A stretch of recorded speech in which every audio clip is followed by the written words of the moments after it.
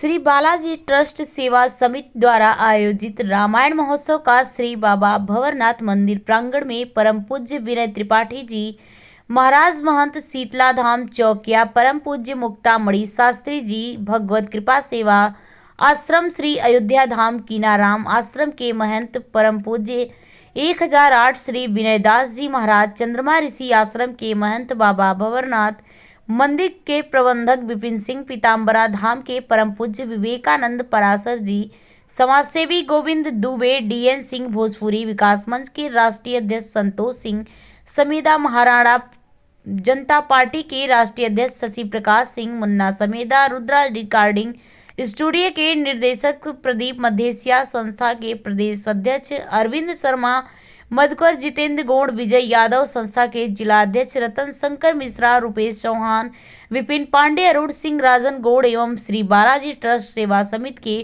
Trustee Rathore Umesh दास एवं समिति के अन्य पदाधिकारियों की उपस्थिति में मर्यादा पुरुषोत्तम भगवान श्री रामचंद्र जी के दरबार में दीप प्रज्वलन के साथ रामायण महोत्सव का प्रथम दिवस प्रारंभ हुआ।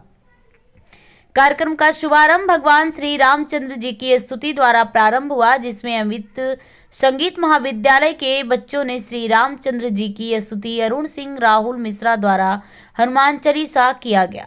मुख्य रूप से वाराणसी की धरती से चलकर आए सुप्रसिद्ध भजन गायक सुरेंद्र सुगम जी द्वारा नाही बाटे नारियल चुनरी ने भक्तों को खूब झुमाया, तो वहीं भदोही जनपद से आए दीपक तिवारी जी ने राम भजन गाकर भक्तों को भाव विभोर कर दिया। सुप्रसिद्ध एवं अंतर्राष्ट्रीय गायक राजन तिवारी ने श्री रामचंद्र जी के गीतों को जैसे ही गाया, पूरा पंडाल करतल ध्वनियों से गूंज उठा।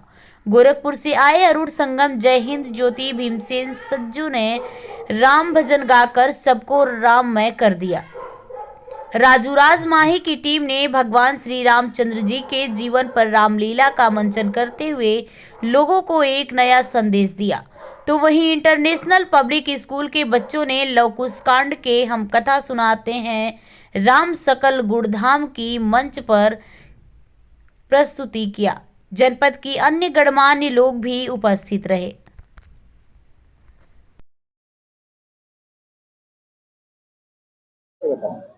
मैं श्री राम जन्मभूमि तीर्थ क्षेत्र न्यास के जो अध्यक्ष श्री नृत्य गोपाल दास जी महाराज जी हैं, मैं उनका शिष्य हूँ। भागवत कृपा सेवा आश्रम श्री अयोध्या धाम से पधारा हूँ। हाँ जी जी, जो ये रामायण महोत्सव चल रहा है, ये वास्तव में रामायण भगवान जहाँ है वहाँ नित्य महोत्सव होता ही रहता है। महोत्सव होना भी चाहिए। और रामायण रामस्य अयनम गृहम सा रामायणम, जहाँ स्वयं भगवान विराजमान हो, भगवान श्री राम का जो घर है वही रामायण है। और हमारे भगवान जहाँ विराजमान होते हैं, जैसे जब हम घर बनाते हैं तो घर बनाने के बाद में उसका मुखिया उसमें विराजमान होता है, तो जब हम रामायण जी को अपने घर में स्थापित करते हैं तो इसका मतलब कि रामस्य अयनम गृहम रामायणम, हमारा घर ही अयोध्या है। और उस अयोध्या में विराजमान भगवान श्री सीताराम जी को हम अपना मानते हुए उनके बताए हुए मार्गों का अनुकरण करते हुए अपने पथ को प्रशस्त करें। रामचरितमानस जी की एक एक चौपाइयाँ वेद मंत्र है। वेद मंत्र शोध शोध शोध के पुराण सब, संत और असंतन को भेद को बतावतो। बाबा तुलसीदास जी महाराज यदि श्री रामचरितमानस जी का निरूपण प्रतिपादन न किए होते तो आज गांव में रहने वाला गवई व्यक्ति भी मंगल भवन या मंगल हारी उमा सहित जही जपत पुरारी इत्यादि चौपाइयों का गायन पाठन न कर पाता, क्योंकि वेद क्लिष्ट है। संस्कृत के जो वांगमयी जो देववाणी है ये भी क्लिष्ट है।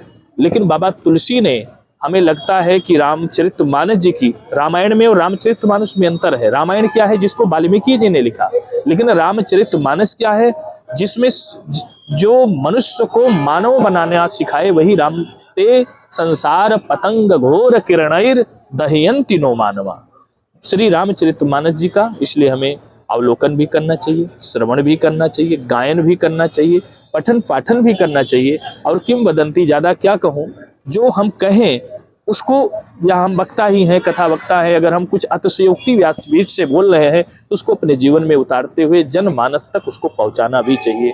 हमारा जीवन धन्य होगा। और हम उमेश सिंह राठौर जी को बहुत बहुत धन्यवाद देंगे कि इतना भव्य आयोजन आप कर रहे हो। हम लोग आपके साथ में हैं। कोई भी कार्य यदि हम करते हैं तो कुछ न कुछ मुश्किलें आती हैं, मुश्किलें दिल की इरादे आजमाती हैं, स्वप्न का पर्दा निगाहों से हटाती हैं, हौसला मत हार गिरकर वो मुसाफिर, ठोकरें इंसान को चलना सिखाती हैं।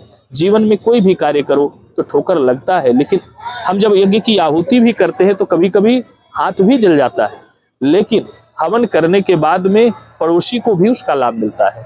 तो हमें लगता है कि जो ये रामायण महोत्सव आज आजमगढ़ में, जो आर्यमगढ़ है, यहाँ पर जो किया जा रहा है, इसका जो प्रचार प्रसार है देश में नहीं अपितु पूरे विश्व में होगा। और हमें लगता है कि रामायण महोत्सव एक दिन का नहीं, इसे 5 दिन 9 दिन और धीरे धीरे जनमानस का जैसे सहयोग मिले और अत्यधिक करते रहें और आगे बढ़ते रहें।